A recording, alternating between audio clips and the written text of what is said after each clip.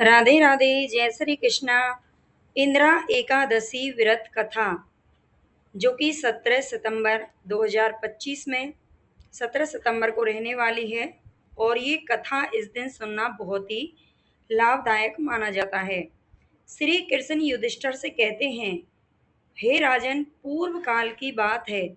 सत्ययुग में इंद्रसेन नामक एक राजकुमार थे जो महिष्मती पुरी के राजा होकर धर्म पूर्वक प्रजा का पालन करते थे। उनका यश चारों ओर फैला हुआ था।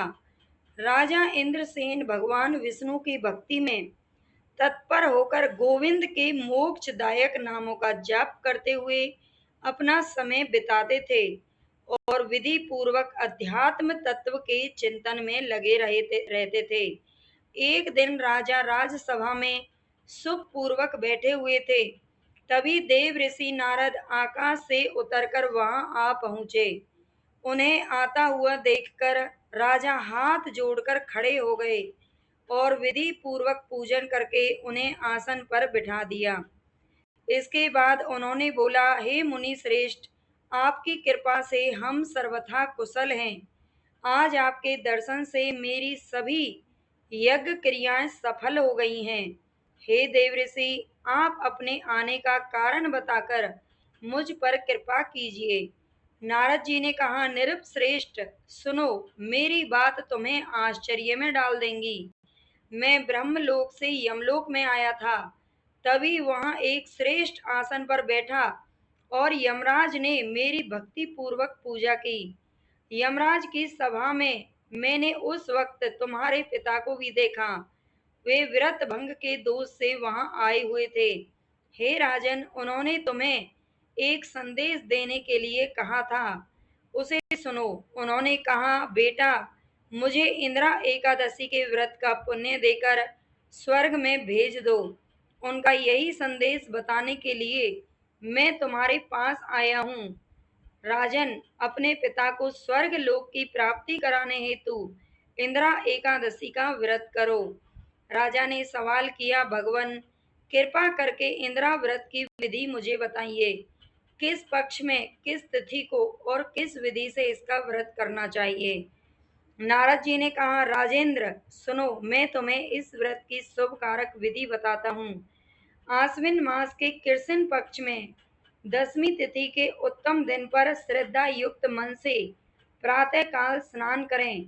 फिर मध्याह्न काल में ध्यान करके एकाग्रचित होकर एक समय फलाहार ग्रहण करें तथा रात्रि के समय भूमि पर शयन करें। रात्रि के अंत में निर्मल प्रभात होने पर एकादशी व्रत के दिन दातुन करके मुंह धो लें। इसके बाद भक्ति के भाव से निप्रांकित मंत्र पढ़ते हुए उपवास का नियम ग्रहण करें। ये मंत्र है, अद्य स्थित्वा निराहार सर्वभोग विवर्जिता श्रो भो पुंडरीकाक्षा शरणम में भवाच्युत।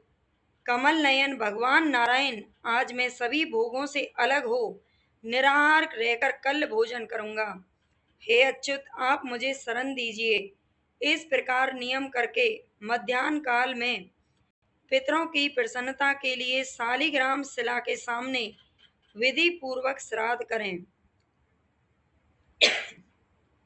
और दक्षिणा से ब्राह्मणों का सत्कार करके उन्हें भोजन कराना चाहिए। पितरों को दिए हुए अत्र में पिंड को सूंघकर विद्वान पुरुष गाय को खिला दें। इसके बाद धूप और गंध आदि से भगवान ऋषिकेश का पूजन करें और रात्रि के समय उनके समीप जागरण करें। तत्पश्चात सुबह होने पर द्वादशी के दिन दोबारा भक्ति पूर्वक श्री हरि की पूजा करनी चाहिए। फिर ब्राह्मणों को भोजन कराने के पश्चात भाई, बंधु, नाती और पुत्र आदि के साथ स्वयं मौन होकर भोजन करना चाहिए। हे राजन, इस विधि से आलस्य रहित होकर तुम इंदिरा एकादशी का व्रत करो। ऐसा करने से तुम्हारे पितर भगवान विष्णु के वैकुंठ धाम में चले जाएंगे। भगवान श्री कृष्ण कहते हैं, राजन, राजा इंद्रसेन से इस बात को कहकर देव ऋषि नारद अंतर्धान हो गए। राजा ने उनके द्वारा बताई हुई विधि से अंतःपुर की रानियों, पुत्रों और भृत्यों सहित उस उत्तम व्रत का अनुष्ठान किया।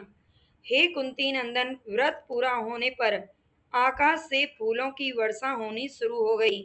इंद्रसेन के पिता गरुड़ पर आरूढ़ होकर श्री विष्णु धाम की ओर चले गए और राजऋषि इंद्रसेन भी अकंटक राज्य का उपभोग करके अपने पुत्र को राज्य सौंपकर स्वयं भी स्वर्ग लोक को चले गए।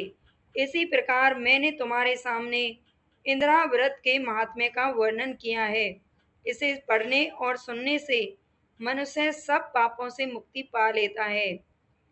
जय राधे राधे।